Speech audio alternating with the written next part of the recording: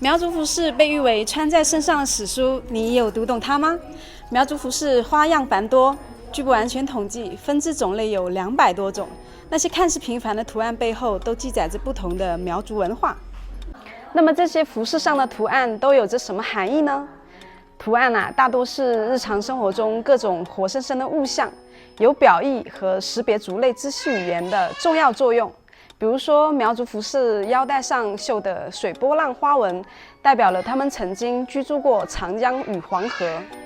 还有很多鸟图腾、蝴蝶妈妈，还有各种穗花、鸟翅、鸟语的形状。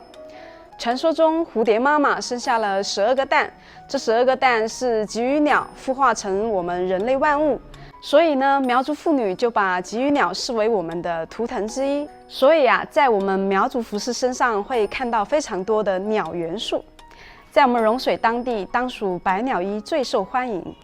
它用的是很多羽毛作为配饰，比较好的把苗族姑娘轻盈的体态衬托出来。我们苗族姑娘在出嫁之前，每一个妈妈都会给她准备一套嫁妆。这套嫁妆有妈妈和姑娘在13、14岁开始亲手制作，价值连城。它也表达了妈妈对女儿出嫁时的一种多子多福的祝福。你想不想来穿一套这样的苗族盛装呢？